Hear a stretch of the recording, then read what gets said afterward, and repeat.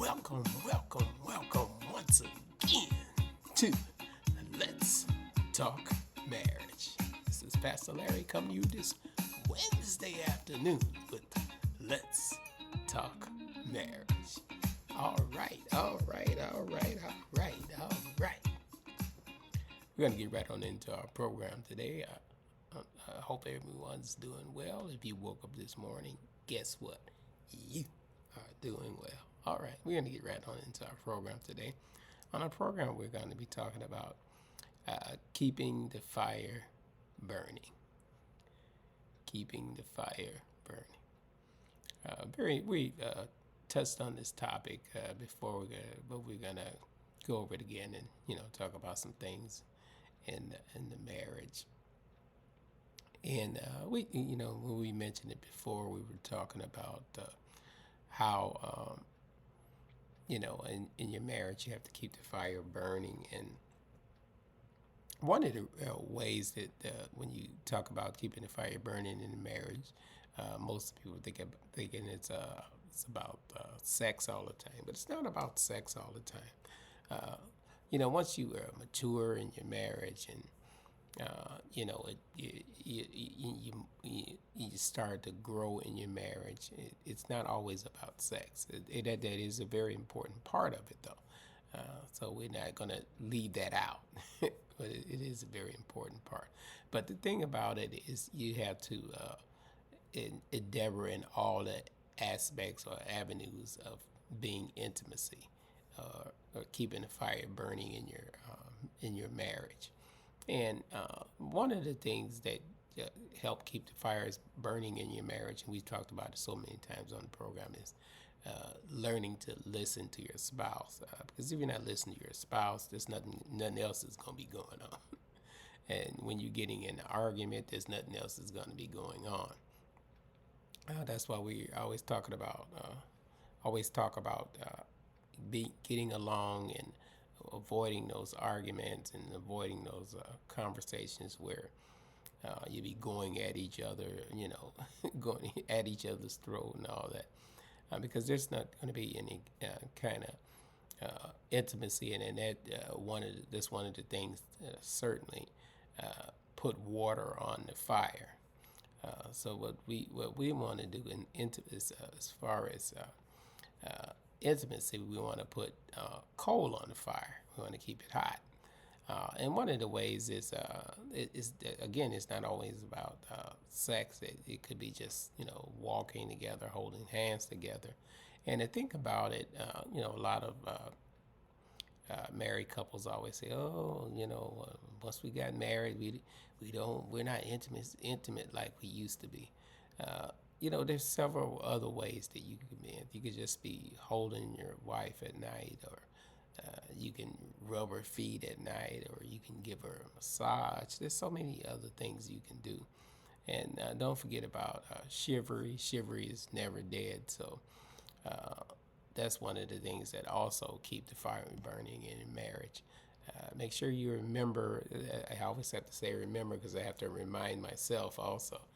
Remember to open the doors and pull out the chairs. Sometimes, things get, especially in the wintertime, it gets cold. You want to hurry up, get into where you're going. Make sure you remember to open the doors and pull out the chairs, for your spouse when you're going out to dinner, and being that gentleman. There's nothing wrong with being a gentleman. You can go a long ways being a gentleman.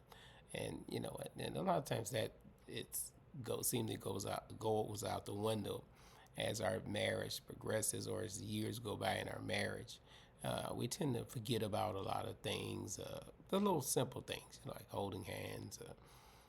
The thing about it, though, you have to make sure that as individuals, as husband or as wives, you have to make sure that when you're going out in public, make sure that you're looking like you want to be married, looking like you want to be with your husband, looking like you're taking care of yourself. You don't want to go out in public looking like any kind of way. You don't want to go out there looking like And we said it before, looking like you on your way to Walmart, because I've seen some sites at Walmart. I've seen people walking there with their pajamas on. I even saw somebody walking there with a robe and house shoes on. Say, come on, people, make some sense. So make sure you're being presentable when you go out, so that way your husband can look at you and say, "Oh, she knows she's looking good today," you know. And that helps keep the fire burning in your marriage. Just little simple things. When you go out, husbands as well, don't go out looking any kind of way. Just go out with some pajama pants on. You 40, 30, 40, 50 years old, you going out to Walmart with some pajama pants on. Come on, people. Make some sense. Even if you're just going to Walmart, you should always make yourself look presentable. Uh, you know, Especially if you like going to the mall or something like that, or going out to dinner, and make yourself. Back in the day when you went out to dinner, people would always dress up to go out to dinner. Taking you out to dinner, they would actually dress up. So we need to get back to that. And being dressed up for grown folks. Let me make this clear. Being dressed up for grown folks, especially us guys, does not mean that you walking around with a t-shirt on and some jeans and some Nikes, some Jordans. That's not dressed up. That's just casual wear. That's not clean. Clean is when you have on a suit, or you don't necessarily have to have a tie, but you have on a suit or walking suit or jumpsuit or whatever you want to call it. But that's when you're clean. Let me make that clear, because a lot of young folks think that when you go buy some $400-500 Jordans and put on some jeans that you had in the cleaners, and put on a T-shirt that says what's the names, Gucci on it, or one of the name brands on it. They think that's being dressed up, but that's not necessarily being dressed up. Or matter of fact, that's not being dressed up. That's just casual wear, and we've got the wrong understanding of being dressed up, especially as an adult. You want to make sure that we're looking presentable when we go out, and even when you go to bed at night. As couples, you should be all showered up and smelling good when you go to bed, and making yourself look presentable. You don't want to come to bed looking tacky and expect something to happen. You can forget it. Nothing's gonna happen. You come to bed with them rollers in your head and big old greasy bonnet on there, and expecting something to happen, because nothing's gonna happen. My hat crooked. Trying to make my hat look presentable. So we have to make sure that we're doing these things, and to keep the fire burning in our marriage. And it's not a lot of times it's not about age. It's about how close you are with your spouse, and you want to keep that intimacy going with your spouse, and you want to be there for them. And again, it's not always about sex. It's about holding them and being there for them, comforting them, and be legitimately concerned about them. Ask them how you're doing, how you feeling, and always keep them in your prayers. We talked about that many times. So make sure you're praying for your spouses, because there's so many things that are going on, and we want to make sure that we're keeping our spouses in prayer. So these are the things that we have to do to keep the fire burning in our marriage. And one of the things, again, is listening. They should be able to vent to you without you getting upset, or bring up things without you getting upset. You should be able to sit down and have a normal conversations. And a normal conversation doesn't have to be about it. It could be about anything. Or it could be a time filler conversation, just talking, or sometimes it's just a moment of silence where you're looking at each other, and just being there for each other, and that's all a part of being intimacy. I know a lot of our young folks think that intimacy immediately means things that go on in the bedroom. and that's not necessarily. You want something to go on in the bedroom. You want the fire to continue to burn in that bedroom. Make sure that you are doing all the other things, being a gentleman, being a supporter of your spouse, and your wives supporting your husbands, and when your wife cook a meal, make sure you say thank you. Don't just gobble it up or complain about it. Oh, you got too much salt up in this, baby. I got that blood pressure. No, just always compliment your wife on whatever she's cooking, and for goodness sakes, please don't say, "Oh, it don't taste like my mama used to make it." Don't say that, especially you young couples. I would hope those that have been married for a while don't say anything like that. But for you married couples, make sure you're not. You're young married couples. Make sure you're not saying things like that, or no, so and so could have made it better than this. Don't say something like that. Make sure you compliment your wives, because they didn't have to cook, especially nowadays. People don't cook nowadays as it is. And if you have a wife that does cook, make sure you give her all the praises and thank you. And if you have a husband that cook, make sure you appreciate it. Don't complain about it and, oh, this is a little too tough. He didn't have to cook it. Make sure that we are supporting each other in those areas, and that keeps the fire burning in the marriage also. And again, it's not always about sex, and we think it's always about it, but that is a very important part. And if you want it to be about sex, you have to plant a seed. Plant a seed during the daytime. Throw out little compliments.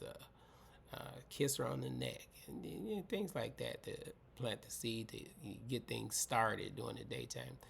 Those things should be started throughout the day before you even go to the bedroom. Because when you being a gentleman, walking with your wife, holding her hands, and just being a loving husband, because things is just so much going on, and people get busy, and day-to-day lives, they get busy, and sometimes they forget about a lot of things. That's why I said try to remember to use your chivalry, put your chivalry to work, and that's a excellent way to plant a seed for intimacy. And again, intimacy doesn't always mean sex. You can also just hold each other at night, because it's very important to let your spouse know that you're there for them, you have their back, and by telling them it's gonna be all right, and again, praying for your spouse, pray for your marriage. My wife had mentioned that to us, and she had asked me that question. Yeah, we should be praying for our marriages, between the both of you. Just pray for your marriage, and pray for your husband, pray for your wives. Again, husbands have a lot of pressure on them, especially if they're in the workforce. And so is our women if they're in the workforce as well. They have a lot of pressures on them, raising children, because children are a whole different thing nowadays. That's why you have to have that conversation.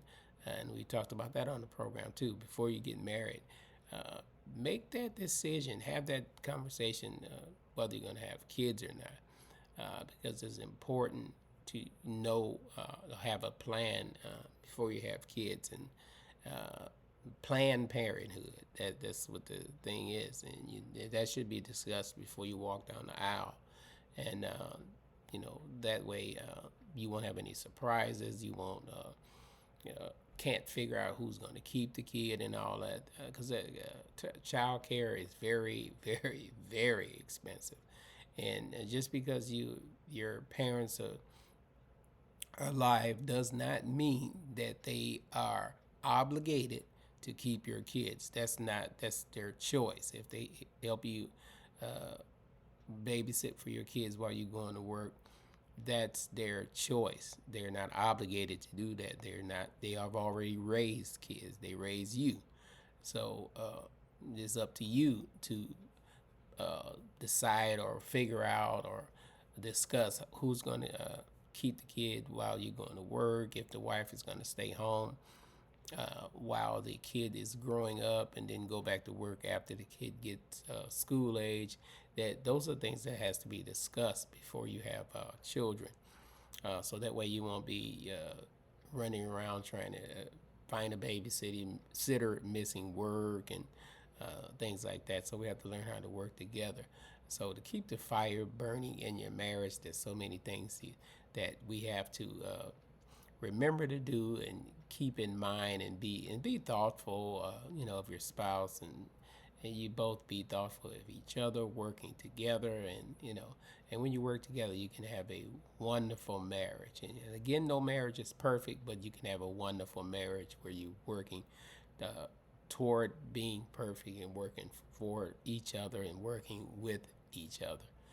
This is Pastor Larry. We're going to be signing off until we meet again.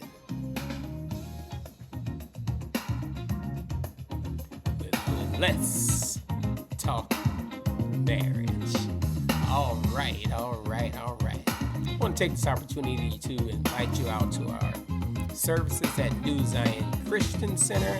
We are located at 15014 Desplain Street in Plainfield, Illinois. Our services begin Sunday morning at 11 a.m. See your face in the place. This is Pastor Larry. Until we meet again, keep the fire burning. All right.